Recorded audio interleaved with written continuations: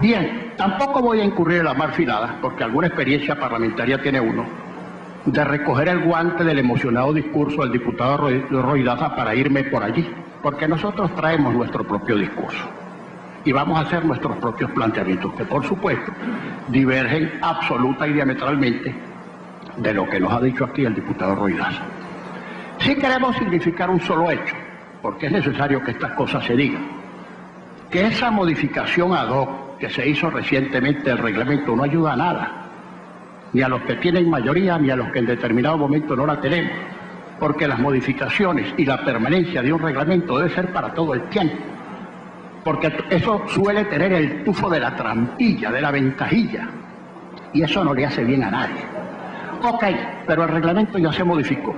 Vicepresidencias más, vicepresidencias menos, comisiones más, comisiones menos, locales feos, locales grandes. Venimos a hacer y a desempeñar el papel de representantes de la voluntad popular venezolana que está en desacuerdo con lo que están haciendo las cosas del presente gobierno.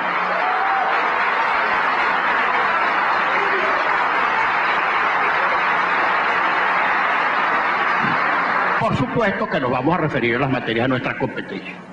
Casi conmovido, constata uno el tratado, el estatuto del Parlamento Latinoamericano y del Grupo, y uno cree de repente que está en el extraño mundo de su uso. El diputado Daza nos ha hablado de integración. Albricia, claro que estamos de acuerdo con la integración, por Dios. Ese ideal bolivariano que todos compartimos y que tiene plena y patente vigencia, integración, pero cuando uno examina el caso venezolano, uno se da cuenta que en vez de integrándonos, nos estamos desintegrando. Nos retiramos del G3, nos retiramos del Grupo Andino, no nos dejan ingresar al Mercosur, y vaya a ver usted, ojalá la Cancillería venezolana nos revele el misterio menor de saber por qué, siendo determinantes en ese grupo, en el Mercosur, gobiernos como el de Argentina y el del Uruguay, para citar los casos de Brasil, no nos acaban de admitir en el Mercosur. Caramba. Y frente a esto, la temperamentalidad de la política exterior venezolana concibe una institución de patas y trayecto corto, cortísimo, que es el ALBA, que no va a tener éxito por una razón muy sencilla, estimados colegas del gobierno, porque se percibe adentro y afuera como instrumento de proyección del proyecto político personal del presidente Chávez. Por eso es que el ALBA no va a prosperar, porque los demás tienen sus propios liderazgos. Y aún los gobiernos que puedan considerarse beneficiarios o tributarios de esta política no van a caer en la emboscada, porque en materia internacional todos los gobiernos y todos los líderes son avispados. Entonces no estamos integrados, estamos desintegrados. Repito, ni estamos en el Grupo Andino, ni estamos en el Mercosur. Y otra cosa, y de repente, cada cierto tiempo nos anuncian que casi que nos vamos a retirar de la OEA y de la Comisión Interamericana de Derechos Humanos y de todos los pactos que hemos suscrito y que por un interés puntual del gobierno venezolano considera que ese es un escenario que nos comprime. Entonces, ¿dónde estamos? En un limbo. ¿Con quién y cómo nos integramos así? Por cierto, déjenme revelar algunas cosas aquí. Tres dirigentes políticos venezolanos viajan esta semana a Washington a hablar en la OEA con el secretario general José Manuel Insulza. Yo no sé cuál es el escándalo y el alboroto que se ha armado, que si van a hablar con la CIA, con el imperialismo, etc. Nosotros vamos a hablar, estimados parlamentarios, con quien nosotros creamos que tenemos que hablar en cualquier latitud, aquí o afuera. Ese es nuestro derecho.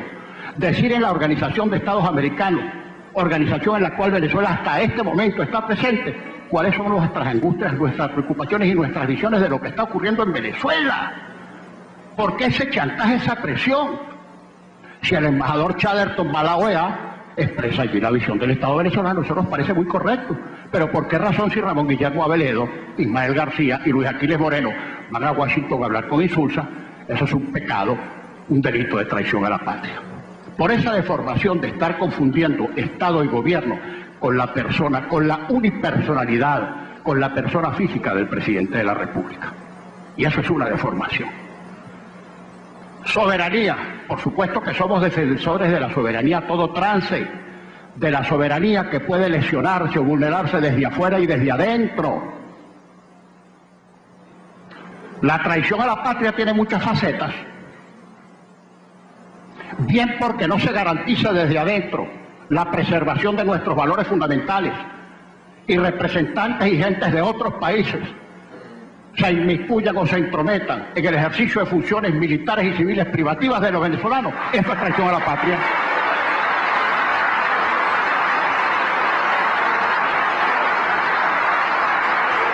La no preservación de las fronteras nacionales para que organizaciones universalmente calificadas porque clasifiquen en los estándares de organizaciones narcoguerrilleras hayan hecho del suelo patrio un territorio donde campean con total libertad.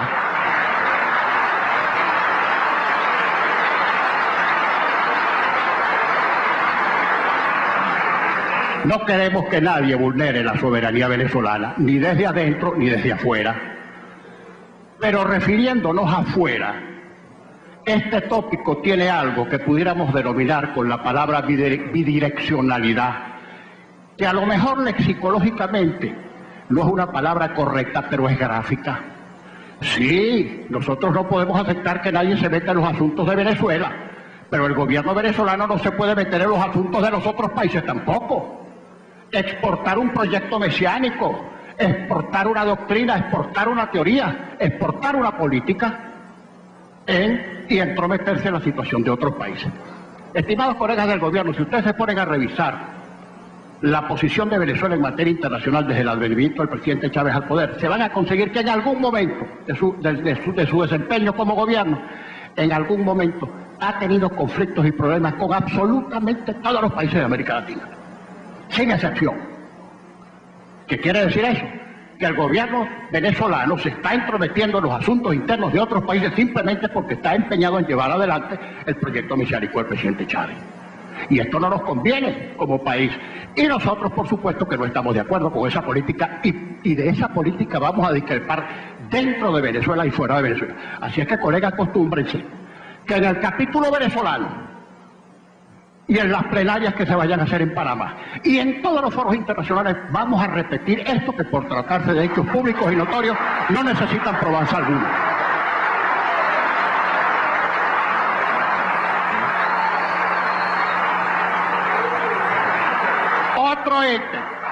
Otro ítem que tiene que ver mucho con la función de los parlamentarios latinoamericanos: democracia. Por supuesto que estamos de acuerdo con la democracia, cada uno tiene su propia concepción y le ponen calificativos: participativa y protagónica, representativa, etcétera. En el fondo todos sabemos lo que es la democracia y por supuesto todos tenemos una forma de apreciarla y de ejercerla. Pero, estimados colegas, les guste o no les guste, en Venezuela tenemos en este momento presos políticos. Sí tenemos presos políticos.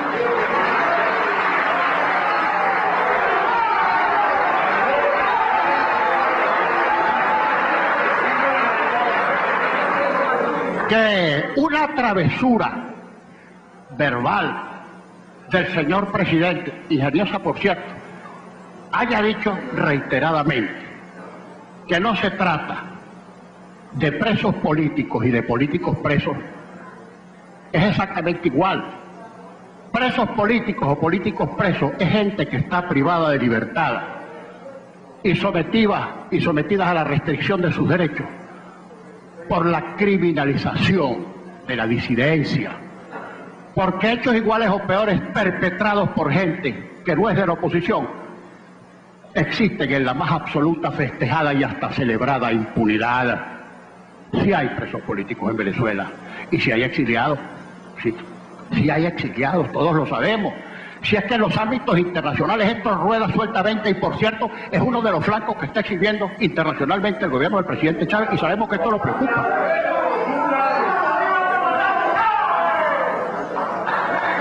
Por supuesto que a mí los gritos de la barra no me van a desbalancear, ¿no?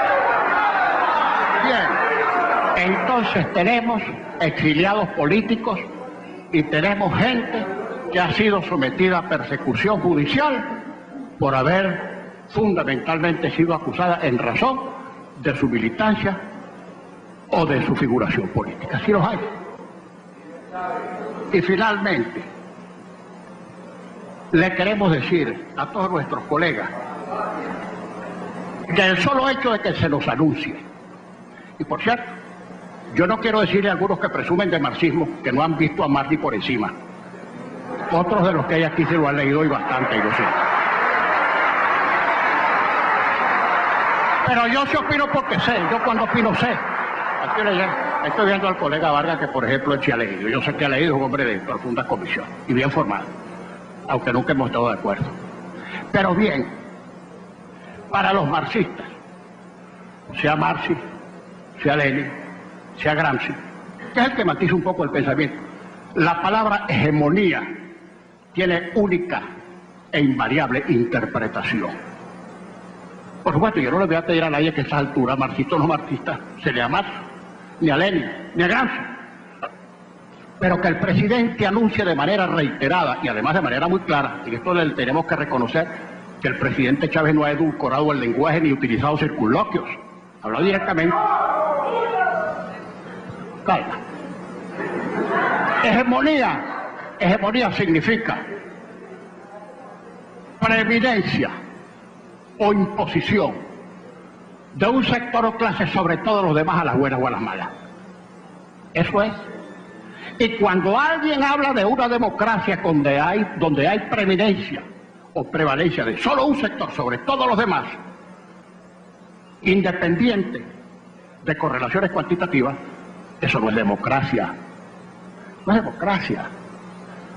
Y un texto constitucional donde afortunadamente no se trata del nuestro por ahora, en un texto constitucional donde se llega a consagrar una doctrina de Estado, es una constitución necesariamente antidemocrática, porque la democracia supone pluralidad, y en un Estado democrático, así como puede haber socialistas, hay socialdemócratas y demócratas cristianos y liberales y neoliberales, y cualquiera que tenga un pensamiento debe ser consagrado y garantizado por la Constitución. Eso es democracia.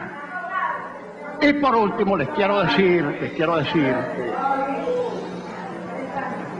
que hemos dejado constancia de que no vamos a votar por esta Junta Directiva, pero que vamos a ejercer a cabalidad nuestro derecho constitucional de ser diputados del 52% de los venezolanos que en las últimas elecciones parlamentarias se expresaron por candidatos intermediarios de gobierno.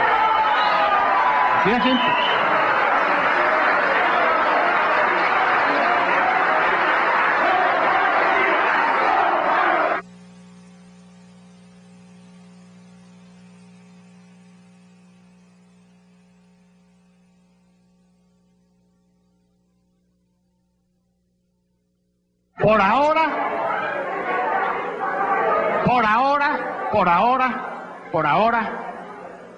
Por ahora, los 7 estimados y respetados colegas que son militantes o simpatizantes del partido de gobierno son esos parlamentarios del partido de gobierno, y eso es inobjetable. Pero, de acuerdo con nuestra óptica y nuestra esperanza, a partir del 2012 ustedes serán parlamentarios en el Parlamento, pero parlamentarios de la oposición, porque nosotros vamos a aspirar a ser parlamentarios.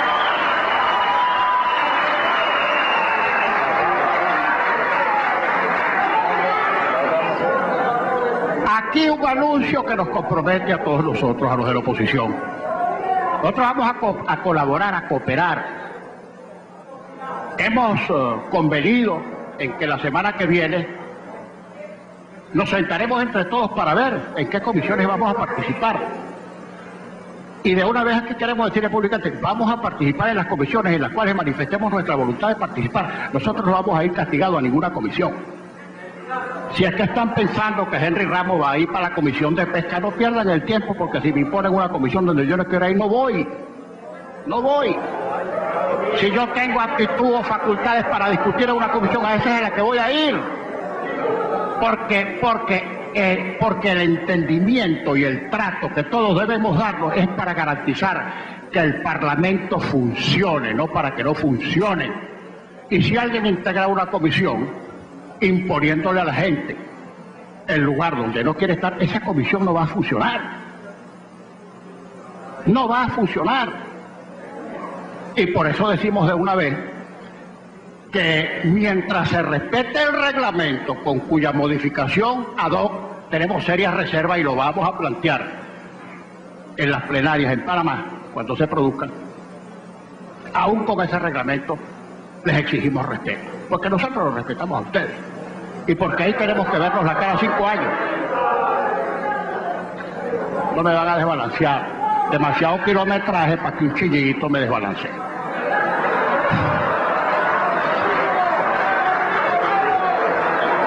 Nosotros de verdad queremos que ese Parlamento funcione, así como queremos que en la Asamblea Nacional, donde hay 65 parlamentarios de oposición, que ese Parlamento funcione, y funcione mientras se permita que cada cual pueda discrepar y expresar su propio punto de vista, porque repetimos, nada más tedioso y más lesivo para la democracia que el unanimismo y la uniformidad. Tenemos que acostumbrarnos que el otro existe, que el otro piensa, que el otro puede tener una propuesta que a lo mejor nos alumbra en determinado momento la visión que debamos tener de los problemas del país y de sus soluciones. Pero repetimos, de esa línea no nos va a sacar absolutamente nadie y vamos a cumplir con nuestro deber a todo trance. Felicitaciones a los directivos cuando sean electos y cuenten con nosotros en la medida en que apliquen estrictamente el reglamento y cumplan estrictamente con los deberes que les señala el tratado, el reglamento, la Constitución y las leyes que acabamos de ver. Muchas gracias.